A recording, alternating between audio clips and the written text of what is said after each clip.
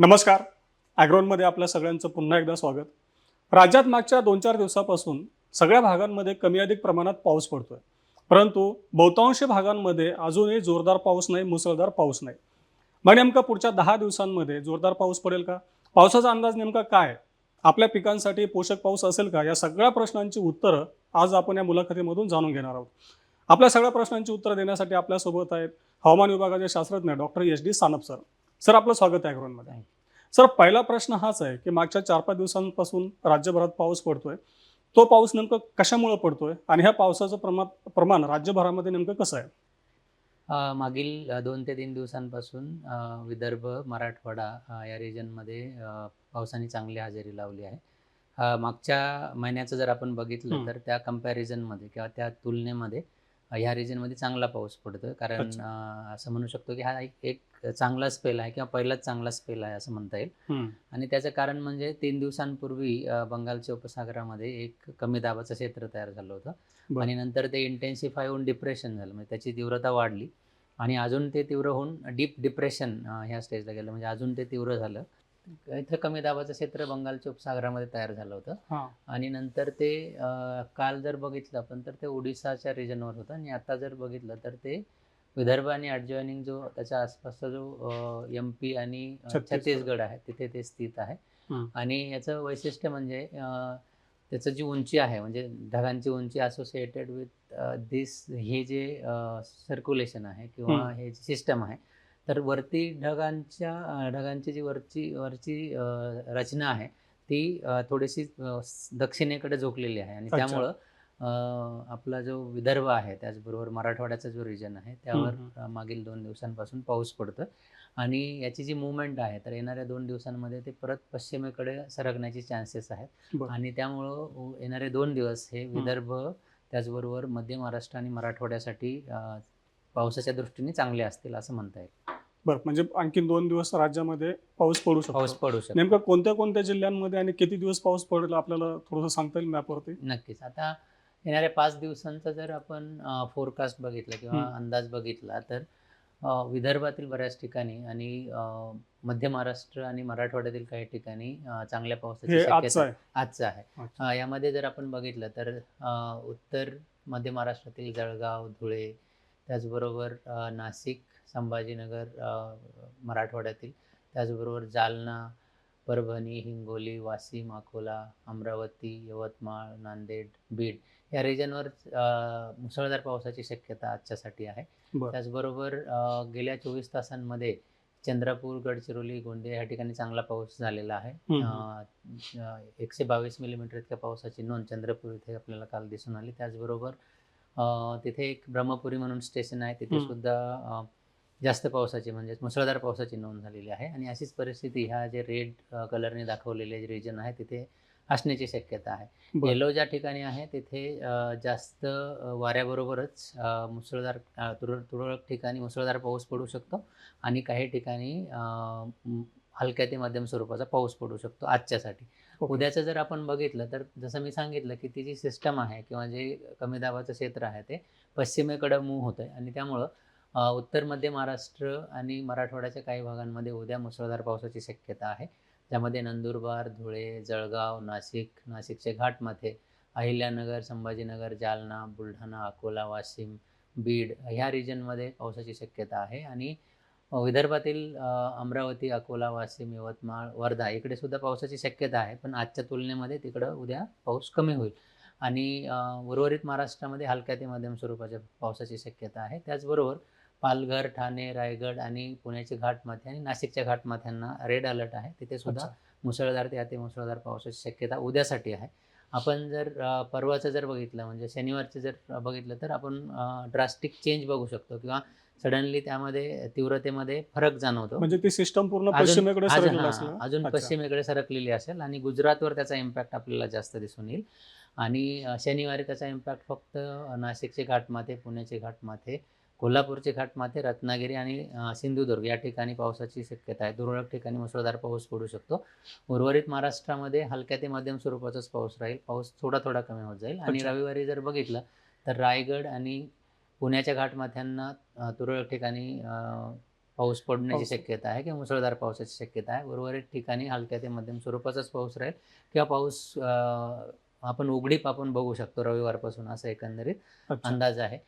तर एकंदरीत आता ह्या अंदाजावरून सांगायचं झालं तर 2 तारखेपासून म्हणजेच रविवार, सोमवारपासून आपण बघू शकतो की पावसाने उघडीप घेतलेली दिसून येईल. परंतु येणारे 2 ते 3 दिवस हे महाराष्ट्रासाठी पावसाच्या दृष्टीने चांगले आहे असं आपण म्हणू शकतो. बरं. आता सर 10 दिवसाचं जे आपलं मॉडेल आहे भारत फोरकास्ट, तर ते काय दर्शवतं नेमकं किती दिवस सेम अशीच कंडिशन असणार आहे का काही वेगळी परिस्थिती असू शकते? हां, येस आपण याच्यावरूनच बघूयात. भारत फोरकास्ट सिस्टमने दिलेला जो फोरकास्ट आहे किंवा अंदाज आहे तो आपण बघूयात. आज ते दाखवतंय की महाराष्ट्राचा जर विचार केला तर इथं आपण बघू शकतो की विदर्भ आणि मराठवाड्यामध्ये काही ठिकाणी मुसळधार पावसाची शक्यता आहे, तर काही ठिकाणी हलक्या ते मध्यम स्वरूपाचा पाऊस पडू शकतो. बरोबर. संपूर्ण महाराष्ट्रात जर बघितलं तर तो सर्वदूर पावसाची शक्यता आज दाखवत आहे 24 अच्छा. तासांसाठी. त्यानंतर 48 तासांचं जर बघितलं तर आपण बघू शकतो की उत्तर मध्य महाराष्ट्र आणि त्याच्या लगतचा जो मराठवाडा आहे तिथे सुद्धा जास्त पावसाची शक्यता उद्यासाठी आहे. म्हणजेच शुक्रवारसाठी आहे आणि शनिवारी तो थोडासा पावसाची तीव्रता कमी होताना दिसते. हे जे येलो किंवा हिरवे पॅचेस आहेत याचा अर्थ तो हलक्या ते मध्यम स्वरूपाचा दाखवतो. अच्छा. मग त्यानंतर 4 डे म्हणजे चौथा दिवस म्हणजेच 29 30च्या दरम्यान, सॉरी 29 तारखेची इनिशियल कंडिशन आहे. 1 ते 2च्या दरम्यानचा जो पाऊस आहे त्याच्यामध्ये अजून तीव्रता कमी झालेली आपल्याला दिसून येते. त्यानंतर 2 ते 3 तारखेच्या दरम्यान आपण व्हाईट पॅचेस बघतोय, म्हणजेच पावसाचे प्रमाण खूप कमी असणार आहे. म्हणजेच 2 ते 3 तारखेनंतर आपल्याकडं बऱ्यापैकी उघडीप आपल्याला दिसून येईल. पावसाचं प्रमाण खूप कमी झालेलं दिसून येईल. त्यानंतर पुढे 3-4च्या दरम्यान सुद्धा पावसाची शक्यता कमी आहे आणि झाला तरी तो हलक्या ते मध्यम स्वरूपाचाच असेल आणि त्याचा मुख्य व्याप जो आहे तो कोकण किनारपट्टी घाटमध्ये आणि विदर्भामध्येच असेल. अच्छा. मध्य महाराष्ट्र, मराठवाड्यामध्ये हलक्या ते मध्यम स्वरूपाच्याच पावसाची शक्यता 2 ते 3च्या दरम्यान आहे. 3-4च्या दरम्यान पावसाचं प्रमाण अजून कमी होताना आपल्याला दिसतंय. त्यानंतर 4-5 तारखेलाही ते कमीच राहील. 6-7 तारखेला सुद्धा कमीच असण्याची शक्यता आहे आणि 7-8 तारखेनंतर विदर्भ आणि मराठवाड्यामध्ये थोडासा चान्स दिसतोय. परंतु मॉडेल्सची जी ॲक्युरसी आहे जर 5-6 दिवसानंतर आपण जर बघितलं तर ती कमी होत असते. तर येणाऱ्या 5 दिवसांचा जर आपण अंदाज बघितला बेसिकली तर त्यामध्ये असं दिसतंय की येणारे 2 ते 3 दिवस शनिवार, रविवारपर्यंत आपल्याकडे पावसाचे चान्सेस चांगले आहेत. आज, उद्या चांगला सर्वदूर पाऊस पडण्याची शक्यता आहे आणि परवापासून त्याचं प्रमाण कमी होताना दिसेल. बरं. आता सर ही जी सिस्टम आहे, ही सिस्टम मिळाल्यानंतर नवीन सिस्टम काही आपल्याला दिसू शकते पुढच्या काळामध्ये, असे काही संकेत नवीन मिळत सिस्टम आत्ता तरी बनताना दिसत नाहीये. एक अजून सिस्टम सेंट्रल बंगालच्या उपसागरामध्ये बनण्याची शक्यता 5-6 तारखेला आहे. अच्छा. परंतु मॉडेलमध्ये ते कन्सेन्सस नाही. म्हणजेच सगळे मॉडेल्स दाखवत नाही. काय मॉडेल इंडिकेट करतात, काय मॉडेल नाही इंडिकेट करत. त्यामुळे मला असं वाटतं की अजून 4-5 दिवसानंतर परत फ्रेश मॉडेलचं आउटपुट येईल. त्यावेळी आपल्याला क्लिअरली सांगता येईल. बरं. आता सर आपण बघितलं की जुलैच्या मध्यापर्यंत राज्यातल्या सगळ्या जिल्ह्यांमध्ये पावसात मोठी तूट होती. बरोबर. काही जिल्हे सोडले तर सगळ्या जिल्ह्यांमध्ये पाऊस कमी होता. आजची परिस्थिती काय आहे? नेमकं कोणत्या जिल्ह्यामध्ये पाऊस सरासरीपेक्षा कमी झालेला आहे, कोणत्या जिल्ह्यामध्ये सरासरी गाठलेली आहे, आपल्याला दाखवता येईल मॅपवर? येस, नक्कीच. आता जर आपण पावसाचं प्रमाण कसं आहे हे जर बघितलं तर डिस्ट्रिक्ट वाईज जर बघितलं किंवा जिल्हानिहाय जर बघितलं तर पुण्यामध्ये 64% इतका पाऊस झालेला आहे. म्हणजे सरासरीपेक्षा 64% जास्त पाऊस पुणे डिस्ट्रिक्ट्समध्ये झालेला दिसून येतो. त्याचबरोबर पालघरमध्ये 71%. पालघर ह्या डिस्ट्रिक्टमध्ये सर्वाधिक पाऊस झालेला आहे. अच्छा. सरासरीच्या तो 71% इतका आहे. त्याचबरोबर रायगडला 23% आहे. साताऱ्याला तो 39% सरासरीपेक्षा जास्त आहे.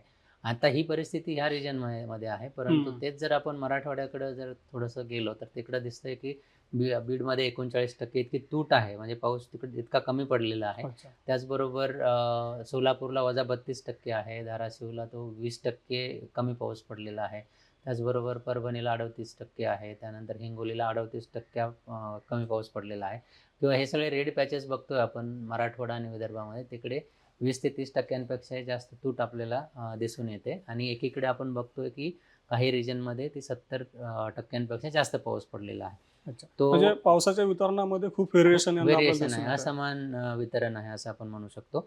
आणि 1 ते 8 जुलैच्या दरम्यान जी अतिवृष्टी झाली होती ज्यामध्ये हे जे डिस्ट्रिक्ट्स आहेत तिकडे जास्त पाऊस पडला होता. ज्यामध्ये पुण्याची घाटमाथे आहेत, त्यानंतर पालघर पूर्ण आहे आणि नाशिक आणि सातारा आणि रायगड ह्या डिस्ट्रिक्ट्समध्ये जास्त पाऊस पडल्यामुळं ज्यावेळी आपण पूर्ण महाराष्ट्राचं बघतो तर आपल्याला चित्र चांगलं दिसतं, परंतु ज्यावेळी डिस्ट्रिक्ट वाईज आपण बघतो तर मराठवाडा आणि मराठवाडा आणि विदर्भाचं चित्र थोडंसं वेगळं आहे पश्चिम महाराष्ट्राच्या तुलनेमध्ये, आणि याच्यावरून आपण क्लिअरली बघतो. तर मराठवाड्यामध्ये कमी पाऊस नक्कीच आपल्याला जून आणि जुलै दोन्हीही महिन्यांमध्ये दिसून आलेला आहे. परंतु आता जो स्पेल चालू आहे काल परवापासून आणि येणारे 2 दिवस तो कंटिन्यू राहील, तर ही एक दिलासादायक परिस्थिती मराठवाडा आणि विदर्भासाठी आहे आणि नक्कीच याचा उपयोग पेरणी झालेले जे पिकं आहेत त्यांच्यासाठी राहील. बरोबर. आता सर आपण थोडंसं एल निनो विषयी चर्चा करूयात, की वेगवेगळ्या संस्थांचे अंदाज येत आहे की एल निनो तीव्र होणार आहे. मार्च 2027 पर्यंत एल निनो असणार आहे. तर नेमकं आपला हवामान विभागाचा अंदाज काय? सध्या एल निनोची स्थिती काय आहे? आयोडीचं काय आहे? आणि एल निनो कधीपर्यंत राहू शकतो? आता जर एल निनो ऑलरेडी जूनमध्ये सक्रिय झालेला आहे आणि बरोबर. तो अजून तीव्र होण्याचे चान्सेस आहेत, आणि काही एजन्सीज म्हणजे नोवा असेल किंवा ब्युरो ऑफ मेट्रोलॉजी असेल त्यांच्या मॉडेल आउटपुटनुसार असं दिसतंय की तो तीव्र नोव्हेंबरमध्ये अजून खूप जास्त त्याची तीव्रता जास्त असण्याची शक्यता आहे. आणि भारतीय हवामान विभागाच्या मॉडेल्सनुसार सुद्धा एल निनो हा येणाऱ्या काळामध्ये अजून तीव्र होण्याची शक्यता आहे. अच्छा. आणि त्यानंतर आय-ओ-डीचं जर बघाल तर आय-ओ-डी सध्या न्यूट्रल आहेत, आणि जसं आपण आधी डिस्कस केलं की मॉडेल्सचं जे स्किल आहे किंवा ते आय-ओ-डी प्रेडिक्ट करण्याचं किंवा आय-ओ-डीचा अंदाज देण्याचं त्याचे जे स्किल आहे किंवा ते इतकं चांगलं नाही, आणि त्यामुळं काही मॉडेल्स दाखवतात, काही मॉडेल्स दाखवत नाही. त्यामध्ये अनिश्चितता जास्त आहे. तर सध्या तो न्यूट्रल परिस्थितीमध्येच आहेत, आणि भारतीय हवामान विभाग आणि त्याचबरोबर इतर ज्या हवामानविषयक संस्था आहेत, ग्लोबल किंवा जागतिक संस्था आहेत, त्या सगळ्या त्या मॉनिटर करतात. त्यामध्ये काही चेंजेस असले तर तसं सांगितलं जाईल. अच्छा. आता सरांनी आपल्याला पुढच्या 10 दिवसांमध्ये नेमकं काय घडू शकतं? विशेषतः पुढचे 2-3 दिवस मराठवाडा, विदर्भ तसंच राज्यातल्या इतर भागामध्ये देखील चांगल्या पावसाची शक्यता आहे. त्यानंतर पुन्हा 5-6 तारखेच्या दरम्यान एखादी सिस्टम तयार होऊ शकते. ती जर झाली तर आणखीन काही भागांमध्ये पाऊस पडू शकतो. त्यावेळी आपण पुन्हा एकदा सरांकडे येऊ आणि त्यावेळची परिस्थिती जाणून घेऊ. सर धन्यवाद आज तुम्ही वेळ दिला त्याबद्दल. थँक्यू.